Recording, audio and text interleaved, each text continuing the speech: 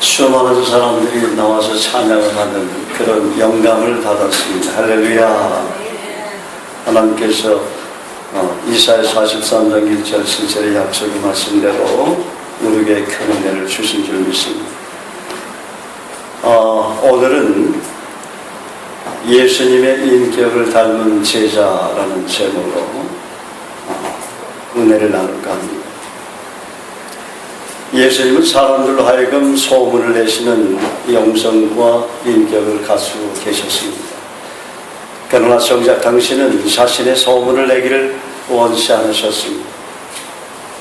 산으로부터 흘러내려온 맑은 물이 바위를 타면서 자연스럽게 계곡을 만들고 강이 되고 바다가 되듯이 제자들로 하여금 자연스럽게 땅끝까지 복음의 지경이 넓혀지시기를 원하셨습니다. 그러므로 예수님의 공생의 사역은 이스라엘을 멀리 떠나지 않으셨습니다. 사마리아 여인과 로마의 백부장에게 복음을 전하기는 하셨지만 부르심 받은 땅을 떠나지 않으셨습니다. 사마리아와 땅끝은 제자들에게 맡기셨습니다. 본문 1절은 다음과 같이 말합니다. 수일 후에 예수께서 다시 가버나움에 들어가시니 집에 계시다는 소문이 들린지라. 예수님은 그동안 제자들을 거느리고 사람들에게 복음을 전하고 많은 병자들을 고치셨습니다. 그리고는 다시 가버나움으로 들어가셨습니다. 예수님이 들어오셨다는 소문이 퍼지자 많은 사람들이 예수님이 묵고 계신 집을 어느새 알고 발 디딜 틈조차 없이 가득 모였습니다. 그런데 네 사람이 중풍병자 한 사람을 들것에 실어 데려왔습니다. 그러나 사람들이 너무 많아서 예수께 가까이 데려갈 수가 없자 지붕을 뚫어 구멍을 내고 중풍병자가 누워있는 들것을 예수님 앞으로 달아내립니다. 예수께서 그들의 믿음을 보시고 중풍병자를 고쳐주는 장면이 본문의 내용입니다. 그러면 본문을 통해서 예수님의 인격을 닮은 제자는 어떤 사람인지 지난주 금요일 큐티한 내용을 나눌까 합니다.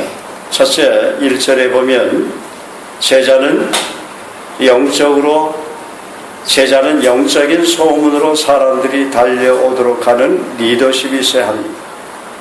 한번 따라 하실까? 제자는 영적인 소문으로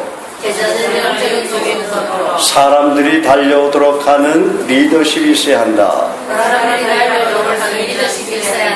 제자는 영적인 소문으로 어떻게 해요? 사람들이 달려오도록 하는 리더십이 있어야 된다는 것이죠.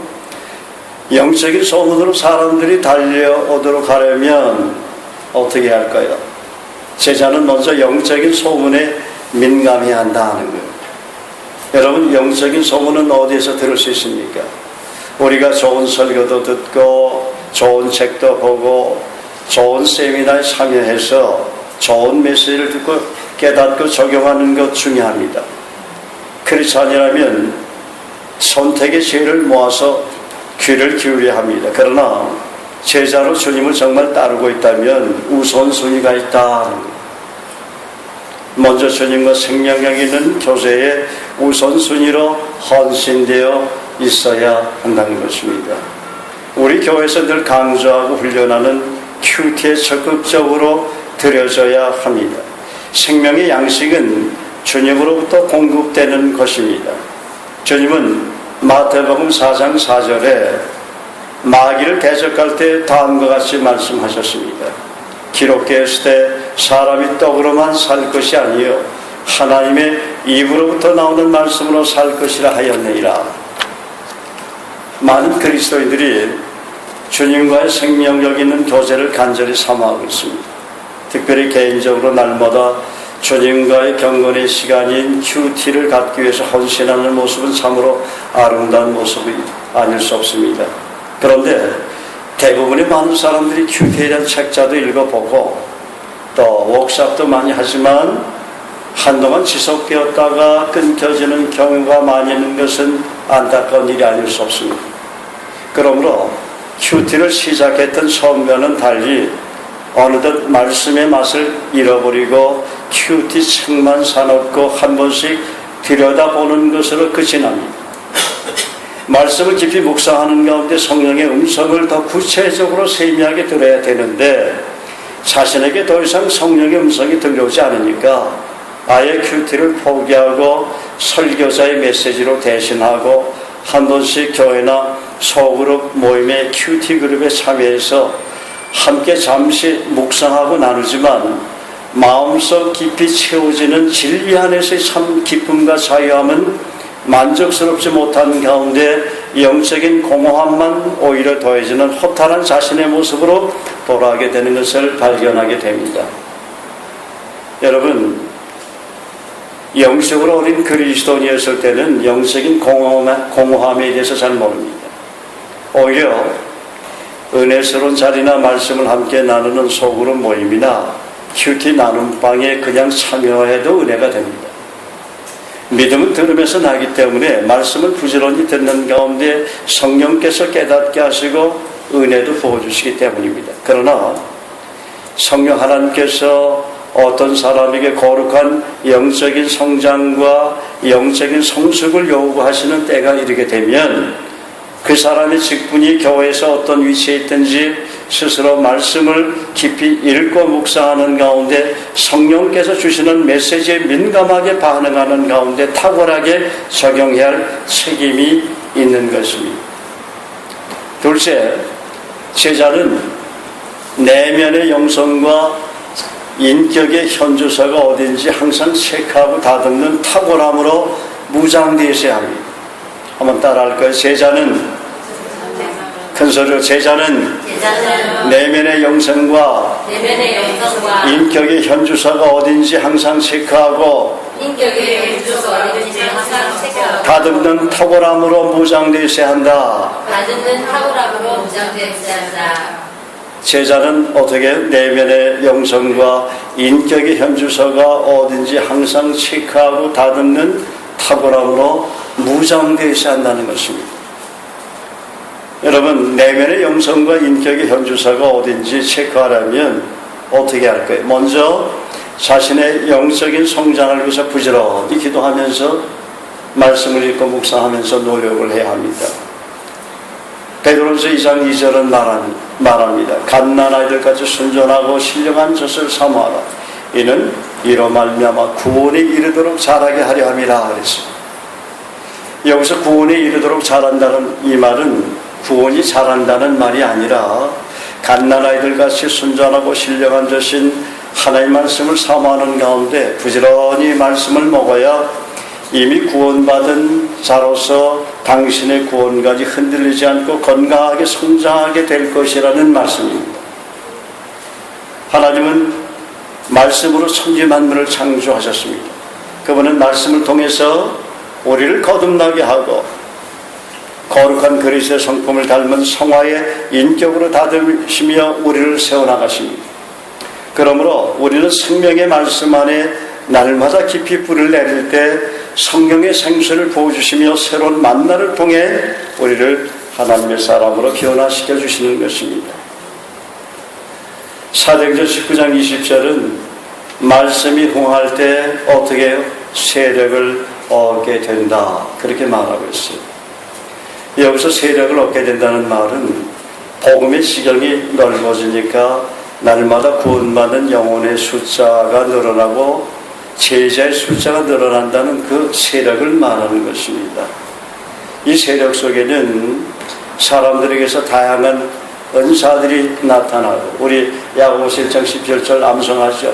각양좋은 은사와 온전한 선물이, 각양좋은 은사와 온전한 선물이 빛들의 아버지께로 내려오나니 그는 변함도 없으시고 회전하는 그림자도 없으십니다. 그런 다양한 은사가 나타나고 또 어떻게 해요? 병든 자들이 치유되고 귀신들이 소리를 지르며 떠나가는 예수님의 사역과 동일한 성령의 역사가 일어나는데 그것이 어디에 출발점에 기초를 두고 있다고요? 말씀이 흥황할 때, 말씀이 힘이 있고 그럴 때 말씀이 흥할 때 더 세력을 얻게 된다는 것이에요. 왜냐하면 말씀으로 천지 만물을 창조하신 하나님은 우리가 성령으로 거듭난 것도 말씀으로 거듭난다고 베드로서 1장 23절에 기록되어 있지 않습니까? 너희가 거듭난 것이 썩어질 씨로 된 것이 아니라 썩지 아니할 씨로 된 것이니 하나님을 살아있는 말씀으로 되었느니라. 그렇게 기록되어 있죠. 사도행전 19장 11절에서 12절은 바울의 에베소 교회 사역을 나타내는 성령의 역사를 다음과 같이 말하고 있습니다. 하나님이 바울의 손으로 희한한 능을 행하게 하시나니 심지어 사람들이 바울의 몸에서 손수건이나 앞치마를 가져다가 병든 사람에게 얹은즉 병이 떠나고 앓기도 나가더라. 그래서 우리 교회에서도 그런 일들이 자주 있곤 했죠. 제가 갖고 있는 손수건이나 옷을 던지니까 귀신들이 소리를 지르고 떠나가고 그런 성령의 역사가 강하게 나타나지 않습니까? 왜냐하면 우리 교회는 교회 설립 때부터 지금까지 큐티를 가장 소중하게 여기기 때문에 그래요. 그러니까 말씀을 늘 묵상하니까 말씀에 힘이 있으니까 어떻게 흥하여 세력을 얻는 역사가 사도행전 19장 11절 12절에 에베소 교회 성령의 역사가 그대로 우리 교회에서 나타나는 그 은혜를 하나 주셨다는 것입니다. 할렐루야. 그래서 골로새 3장 16절을 말합니다. 그리스도의 말씀이 너희 속에 풍성히 과하여 모든 지혜로 피차 가르치며 시와 찬미와 신령한 노래를 부리며 마음의 감사함으로 하나님을 찬양하고 우리의 내면을 하나님 말씀으로 가득 채울 때 성령의 지혜가 넘치게 되고 성령의 인도하심으로 가르치고 권면하며 신령한 노래를 부리며 마음의 감사가 넘침으로 하나님을 찬양하게 되는 성숙한 인격이 되면서 재생산의 열매가 풍성하게 나타나는 것입니다. 그러므로 예수님처럼 말씀에 대한 탁월한 해석과 가르침으로 사람을 변화시키려면 어떻게 해요? 먼저 예수님이 우리에게 본을 보이신 것처럼 주님과 생명력 있는 교제를 중요시 여기며 말씀과 교대에 깊이 뿌리를 내야 되는 것입니다. 그래서 영적인 소문에 민감하려면 먼저 주님께 달려나가는 것이 우선순위가 되어야 한다는 거예요. 그렇게 되면 영적인 소문을 듣고 그 영향력으로 자연스럽게 사람들이 여러분들에게 달려나오게 되는 것입니다. 두 번째, 우리 3절 4절 다 같이 읽겠습니다. 시작. 사람들이 한 중풍병자를 네 사람에게 메어 가지고 예수께로 올세 그 무리들 때문에 예수께 데려갈 수 없으므로 그 계신 곳에 지붕을 뜯어 구멍을 내고 중풍병자가 누운 상을 달아내리니 제자는 중풍병자의 친구들처럼 지체의 믿음을 도와줘야 되고 믿음을 키워주는 거룩한 열심이 있어야 한다는 것입니다. 따라할까요? 제자는 중풍병자의 친구들처럼 지체의 믿음의 도전을 조회하고 믿음을 키워주는 거룩한 열심이 있어야 한다. 예수님께서 중풍병자를 고쳐주신 것은 그들의 믿음을 보시고 고쳐주셨다고 했습니다. 우리 주변에는 예수님을 인격적으로 만나지 못한 분들이 많이 있습니다.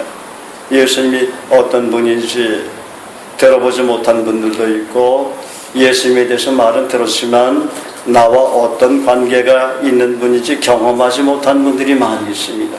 그렇죠? 또 교회 생활은 오래 했어도 아직까지 거듭나지 못한 분들도 많이 있고 또 중풍병자처럼 누군가의 도움이 없으면 움직이지 못하는 분들이 많이 있다는 거예요. 이분들에게 우리는 어떤 태도로 다가가야 합니까? 바로 중풍병자의 질병을 고쳐주기 위해서 그분들을 위해서 기도하며 설득해서 적극적으로 예수님 앞으로 데려와야 하는 것입니다. 언제 하나님께서 고쳐주실지 모르니까. 그렇죠? 마태복음 3장 11절에서 예수님은 제자로 주님을 따르는 자들에게 다음과 같이 말씀합니다. 천국의 비밀을 아는 것이 너에게는 허락되었으나 그들에게는 아니 되었나니 그랬어요. 제자로 따르는 너희에게는 천국을 아는 비밀이 허락이 되었다. 그런데 무리로 따르는 자들에게는 그 비밀이 허락되지 않았다고 말씀하신 것입니다. 여기서 무리란 예수님을 인격적으로 만나지 못한 사람들을 말합니다. 다시 말하면 하나님을 인격적으로 만나지 못한 사람들을 위해서 너에게도 책임이 있으므로 그냥 방치해서는 안 된다는 말씀입니다. 그러므로 너희가 나를 따르는 제자라면 모든 족속으로 가서 복음 전하고 제자 삼아야 한다는 지상 사명에 헌신해야 한다. 제자들에게 그렇게 말씀하고 계시는 것이죠. 우리가 잘 아는 해밍웨이는 미국의 소설가로 누구를 위하여 종을 울리나 무기여 살릴 거라 노인과 바다 등 세계적인 명작을 남긴 위대한 소설가입니다. 그는 1954년 노벨 문학상을 받기도 했고 그 당시 사회적으로 놀라운 성공을 거둔 인물이었습니다. 그러나 그는 1961년 자기가 아끼던 엽총으로 자살하고 말았습니다. 왜 그가 자살했겠습니까? 사회적으로 성공을 했지만 그 마음의 공허함을 달랠 길이 없었기 때문입니다. 노인과 바다에 있는 인생의 허무와 마음의 공허에 대한 그 생각이 잘 반영되어 나타나고 있습니다. 사회적으로 성공한다고 마음의 공허함까지 채울 수 있는 것은 아니다 하는 거예요. 우리는 이런 분들의 마음의 공허를 채워주기 위해서 예수님을 인격적으로 만나도록 때로는 그분들을 위해서 뜻을 정해 정기적으로 금식기도 해주고 도와줘야 되는 것입니다. 제자는 자신의 믿음을 건강하게 키워나기 위해 끊임없이 도전하는 열심도 있어야 되지만 연약한 지체들의 믿음도 격려하고 도와주고 세워주는 거룩한 열심이 있어야 합니다. 예수님의 마음을 감동시키는 믿음의 사람이 되어야 되는 것입니다. 세 번째, 11절 다 같이 읽겠습니다. 시작. 5절 먼저 읽겠습니다. 시작. 예수께서 그들의 믿음을 보시고 중풍병자 이르시되 작은 자여 네 죄사함을 받았느니라. 11절 다 같이 읽겠습니다. 시작. 내가 네게 이르노니 일어나 네 상을 가지고 집으로 가라 하시니. 오늘 이 말씀에 치유받는 분이 있기를 바랍니다. 할렐루야. 제자는 세 번째는 예수님처럼 확신을 심어주고 예수의 치유가 나타나도록 도와줘야 된다는 거예요. 다 같이 한번 따라 하십시다. 제자는 예수님처럼 확신을 심어주고 예수의 치유가 나타나도록 도와줘야 된다. 예수의 치유가 나타나도록 도와줘야 한다. 아멘. 하나님께 사랑하시는 여러분, 예수님이 이 땅에 오신 목적은 우리 인간의 죄를 용서해 주시고 영생을 주심으로 하나님의 자녀가 되는 권세를 누리게 하시기 위해서 십자가에 못 박혀 죽으시고 3일 만에 부활하셨습니다. 누구든지 예수님을 구세주로 믿고 마음속에 모셔드리기만 하면 모든 죄를 용서받음으로 하나님의 자녀가 되는 것입니다. 중풍병자는 오랫동안 죄의식으로 인한 눌림과 고통 속에 살아왔던 것입니다. 그 당시 유대사회에서는 나환자나 심한 질병에 걸린 사람들을 고운 시선으로 보지 않았습니다. 저 사람 무슨 몹쓸 죄를 졌기 때문에 하나님께 저주받은 거야. 그렇게 하면서 사람들을 차가운 시선으로 바라보았던 것입니다. 중풍병자 역시 주변의 눈길을 피하지 못하는 그 사회적인 압력에서 결코 자유하지는 못했을 것입니다. 오히려 스스로를 자책하고 정죄하는 저주의식이 암세포처럼 자기 내면에 번져서 점점 허물고 있었을 것입니다. 주님은 그런 중풍병자의 고통을 잘 알고 계셨습니다. 주님은 고통받는 사람들을 절대 외면하시지 않는 사랑과 긍휼의 마음을 갖고 계시다는 것은 우리는 너무나 잘 압니다.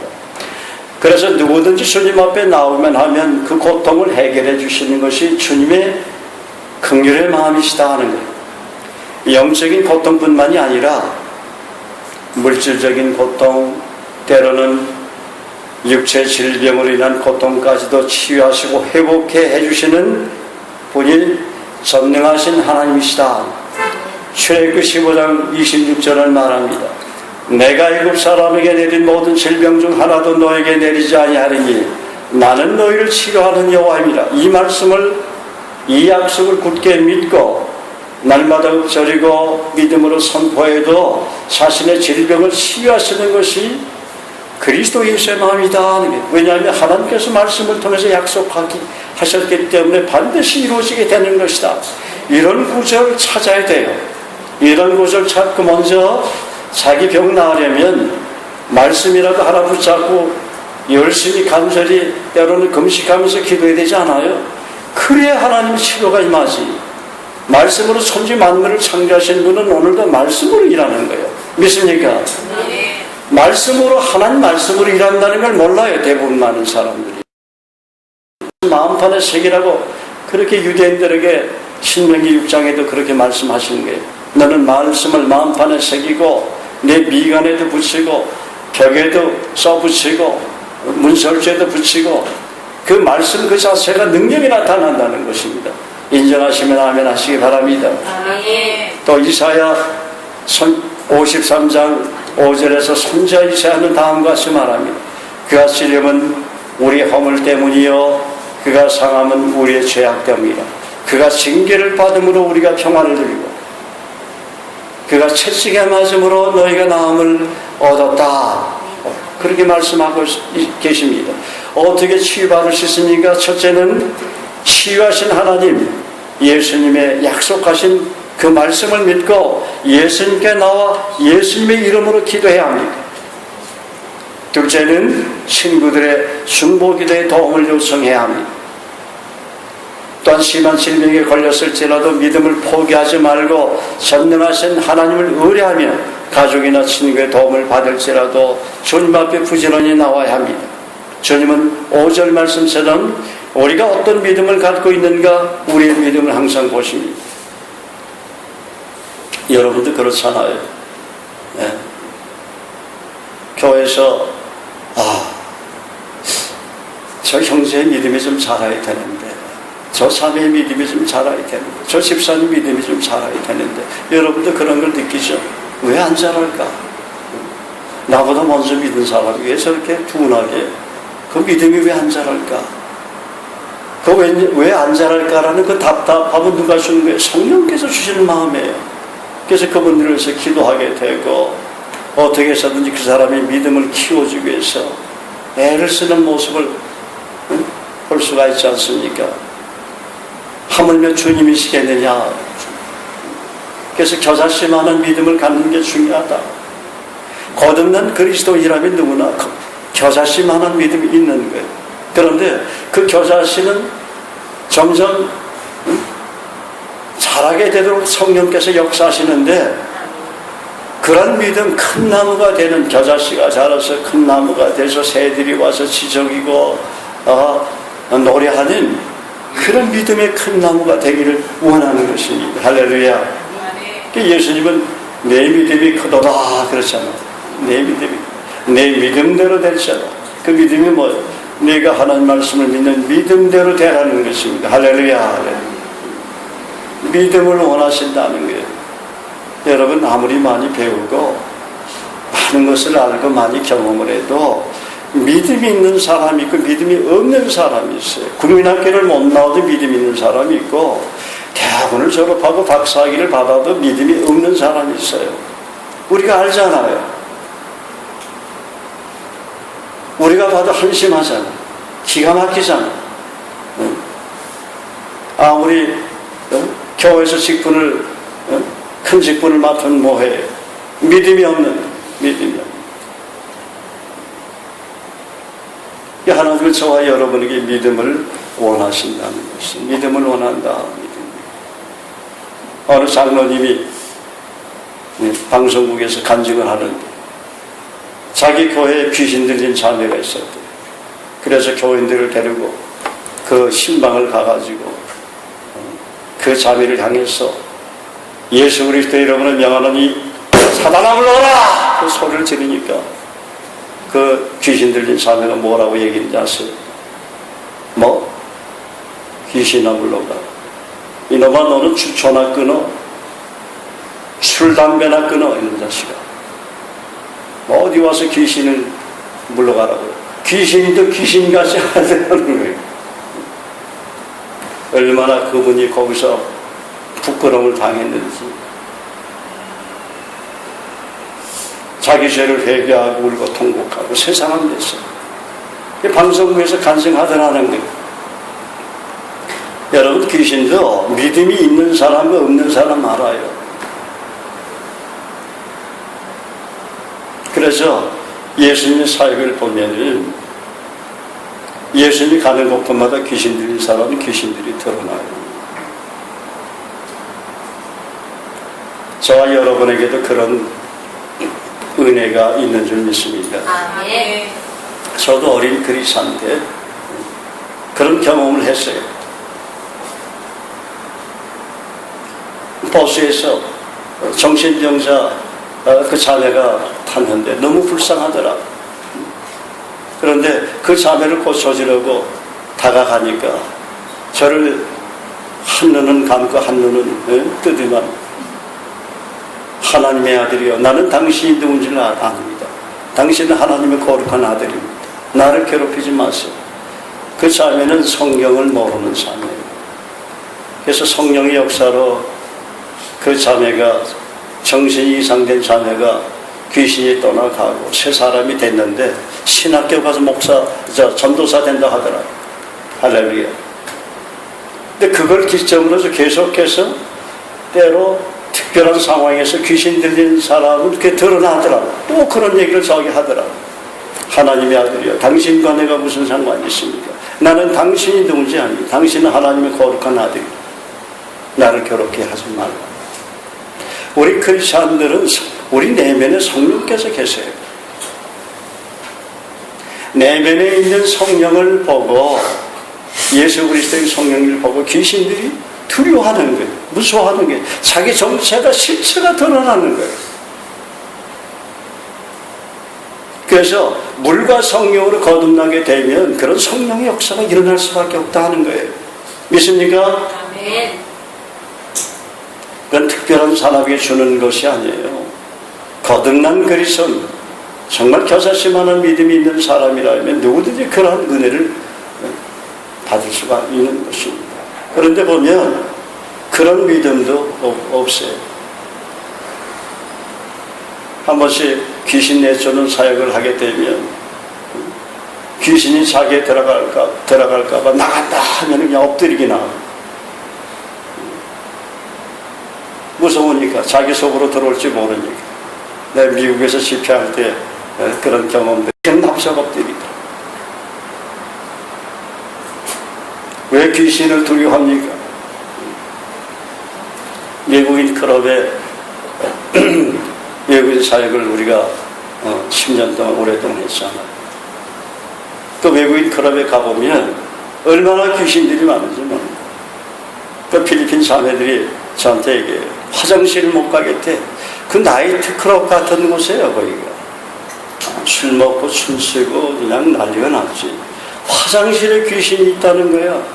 아니, 뭐 본래 그 귀신은 좀 으슥한 거, 달도 뜨지 않는 거, 그런 데 있어야 될 것인데 장소도 가지 않아 그놈거든.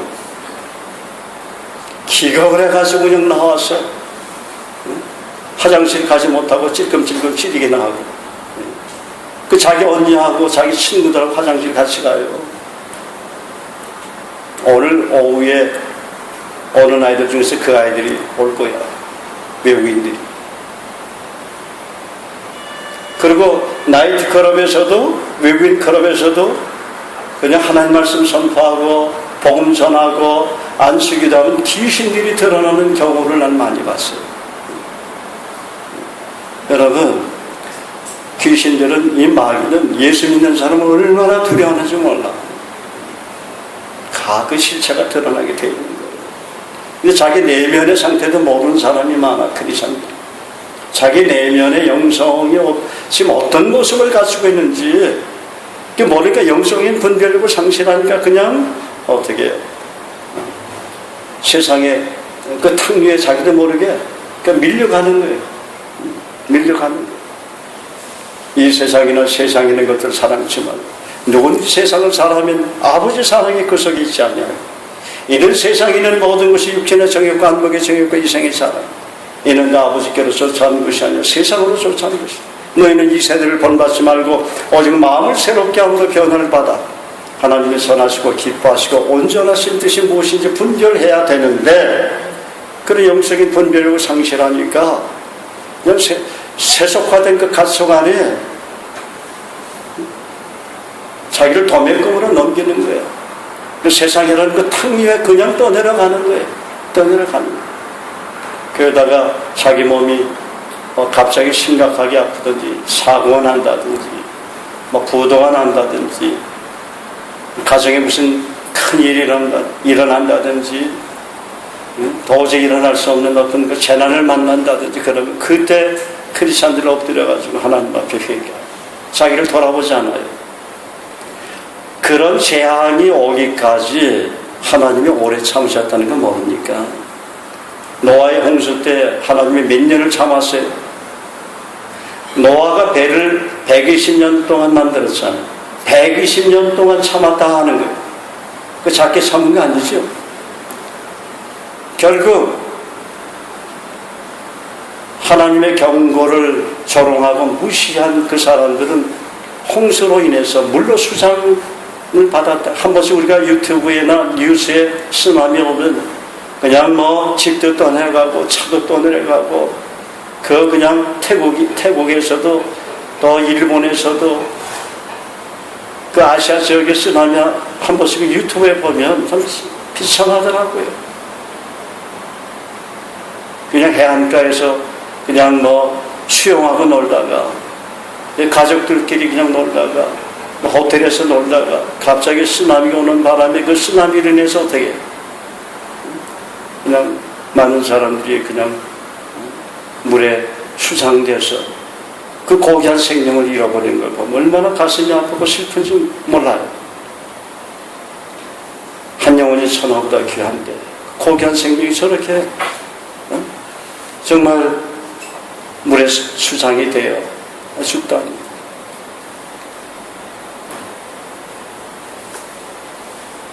그래서 여러분, 우리는 정말 하나님 사랑하고 경외하는 삶을 살아야 되는 거예요. 우리 믿음을 키워야 돼요. 하나님 말씀 날마다 읽고 묵상하고 암송하고 말씀대로 우리가 순종하는 삶을 살아야 돼요. 믿음이 그때 살아요. 믿음이 살아요. 주님은 내가 너의 믿음을 보지 않겠느냐 그러지 않았어. 그렇게 말씀하셨잖아요. 항상 우리 믿음을 본다 하는 거예요. 우리가 주님을 만나게 되면 우리 믿음도 자라게 돼요. 그런데 우리 믿음이 자라지 못하는 이유는 주님을 인격적으로 깊이 못 만나기 때문에 그래요. 주님은 우리 믿음을 키워주려고 얼마나 노력하고 헌신하시는지 아십니까? 성경은 뭐예요? 믿음에 대해서 얼마나 우리에게 도전하고 있습니다. 믿음. 너는 마음에 근심하지만 하는 일이 또 많은 거다. 믿음은 바라는 것들을 실상에 보지 못하는 것들의 승리, 선진들이 이로써 승리로다. 믿음이 없이는 기쁘시게 못하나니 하나님께 나가는 자는 반드시 그가 계신 것과 또한 그가 자기를 찾는 자들의 상주신 이심을 믿어야지.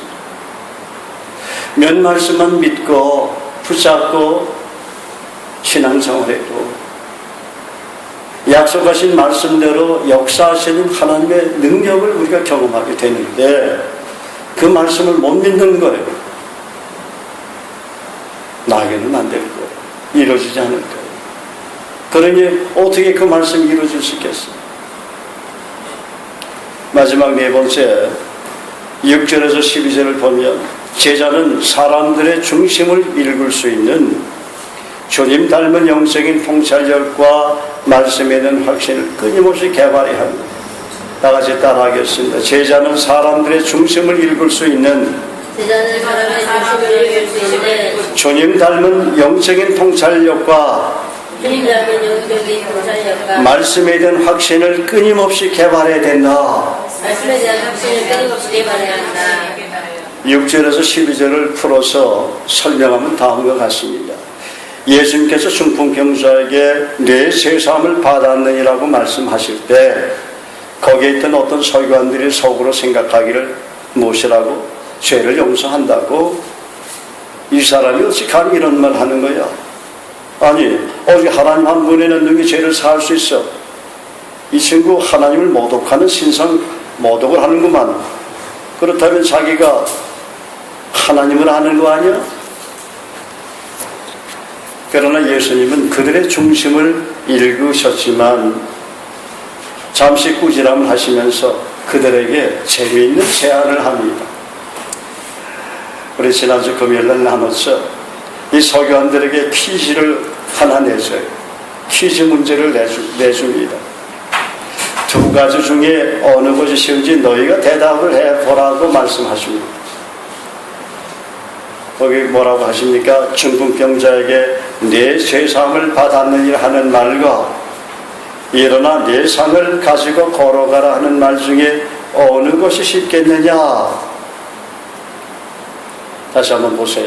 중풍병자에게 내 죄사함을 받았느니라 하는 말과 일어나 내 상을 가지고 걸어가라 하는 말 중에 어느 것이 쉽겠느냐? 율법에 박식한 서기관들도 도저히 이해할 수도 없고 풀 수도 없는 헷갈리는 문제입니다. 헷갈리는 문제. 둘 중에 하나 선택을 하라고 하는 것 같은데 얼핏 들으니까 그렇지 헷갈리죠. 율법에 박식한 서기관들도 도저히 이해할 수가 없고 풀 수도 없어요. 그런데 여러분 그 답을 어디에서 찾을 수 있습니까? 10절과 11절과 12절에서 우리가 찾을 수 있잖아요. 예수님은 10절에 명확하게 말씀하셨습니다. 내게는 죄사함의 권세가 있다. 내가 너희들에게 땅에서 죄를 사하는 권세가 있는 줄을 너희에게 알게 하려 하노라. 그리고는 중풍병자에게 11절과 12절에 뭐라고 말씀하시면서 그 증거를 보여주셨습니까? 내가 내게 이르노니 일어나 내 상을 가지고 집으로 가라 그랬어요. 그러니까 중풍병자가 일어나서 그 상을 가지고 모든 사람 앞에서 나가거늘 그들이 다 놀라 하나님께 영광을 돌리며 이르되 우리가 이런 일을 도무지 보지 못하였다 하더라. 여러분 답을 알고 계십니까? 서기관들은 자신들 중심에 생각하기를 중풍병자가 죄가 있기 때문에 중풍병자가 되었고 죄를 저 사람이 용서받기 전에는 중풍병이 도저히 나을 수 없다고 단정지었던 것입니다. 그런데 중풍병자가 치유받은 거예요. 일어나 상을 들고 모든 사람 앞에 나가는 것입니다. 그러니 예수님 앞에서 죄사함을 받지 못했다고 말할 수 없잖아요. 그렇잖아요. 저 중풍병자가 죄사함 받지 못했다고 말할 수 있어요? 없어요? 없는 거예요. 예수님이 두 가지 중에 한 가지를 선택하라고 이모스럽게 퀴즈 문제를 내주는 거예요. 잠시 꾸지람 하시면서. 그러니까 자신들의 상식과 지식을 깬 초자연적인 현상이 일어나는 것이죠. 슈퍼내추럴. 12절은 다음과 같이 말합니다. 그가 일어나 그 상을 가지고 모든 사람 앞에서 나가거늘 그들이 다 놀라 하나님께 영광을 돌리며 이르되 우리가 이런 일을 도무지 보지 못하였다 하더라. 여러분 예수를 통해서 우리는 무엇을 배울 수 있습니까? 사람들의 중심을 읽을 수 있는 영적인 통찰력입니다. 그리고 사람들이 의아해하는 것을 말씀을 가지고 확실하게 대답해주는 확신을 키워줘야 합니다. 키우려면 의의 말씀을 경험해야 되는 것입니다. 내가 경험할 때 확신이 자라죠. 확신이 자라면 우리의 믿음의 기도 잘합니다. 예를 들어서 기도응답의 확신이 자라려면 우리가 기도 제목을 노트에 기록하고 요한복음 16장 24절 지금까지는 너희가 내 이름으로 아무것도 구하지 아니하였으나 구하라 그러면 받으리 너희에게 충만하리라. 이 말씀을 암송하고 예수님의 이름으로 부지런히 구할 때 기도응답을 받지 않습니까? 주님은 약속을 붙잡고 기도할 때 정욕으로 구한 것이 아니라면 반드시 응답해 주십니다.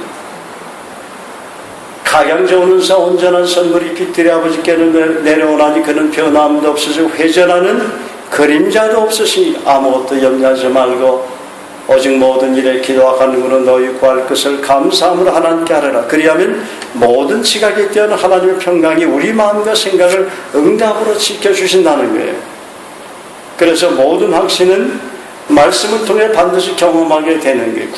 구원이 흔들리고 도저히 자기는 천국에 갈 수 없는 것 같고 그런 분들에게 우리가 구원의 확신에 관한 요한일서 5장 11절, 12절, 13절, 요한복음 1장 12절, 요한복음 5장 24절, 요한계시록 3장 20절 또 그런 말씀을 암송을 시키면 그들이 오늘날 구원의 확신을 갖게 되고 구원의 즐거움 속에서 주님을 섬기게 되지 않습니까? 인생을 살면서 시련이나 여러 가지 그런 시험이나 어려움이 올 때 고린도전서 10장 13절 말씀을 암송하면 하나님은 내게 감당치 못할 시험을 주시지 않아. 내게는 감당할 시험이야. 또 시험 받는 가운데 나를 도와주셔. 히브리서 2장 18절 또 시험은 나에게 유익이 되는 거야. 온전하고 구비하여 조금도 부족함이 없는 그런 성숙한 그리스도인이 되게 되는 거야. 우리 잠언 3장 지난주에 암송하도록 과제를 내드렸지요. 거기 보면 우리가 어떻게 하면 주님의 인도를 받을 수 있어요. 너는 마음을 다하여 여호와를 의뢰하고 내 명철을 의지하지 말라. 너는 범사의 그를 인정하라. 그리하면 내 길을 지도하시라. 너는 마음을 다하여 여호와를 의뢰하고 그 말씀 읽기 전에 하나님 말씀을 읽고 묵상하고 마음판에 새기게 되면 그 말씀이 나를 인도한다고 그 전에 그런 말씀 하셨어요. 그렇지 않습니까? 그래서 디모데후서 3장 16절 17절 암송해보자. 시작. 모든 성경은 하나님의 감동으로 된 것으로 교훈과 책망과 바르게 함과 의로 교육하기 유익하니 이는 하나님의 사람으로 온전케 하며 모든 선한 일을 하게 온전케 하려 함이라. 그래서 모든 확신은 이 성경 말씀을 통해서 반드시 경험하게 되는 것입니다. 그러면서 말씀의 사람, 기도의 사람으로 변화가 되는 것이죠. 그리고 오늘 마지막 말씀처럼 그리고 먹든지 마시든지 사람들이 하나님께 영광을 돌렸다고 그랬죠. 먹든지 마시든지 우리 그리스도인들은 하나님께 영광을 돌리는 삶을 살 때 예수님의 인격을 닮은 제자가 되는 것입니다. 아멘. 할렐루야. 예. 우리 한번 옆사람 뒷사람이 축복합시다. 형제님은 자매님은 예수님의 인격을 닮은 제자입니다. 당신은 예수님의 인격을 닮은 제자입니다. 도전이 됩니다. 예수님의 이름으로 축복합니다. 아멘.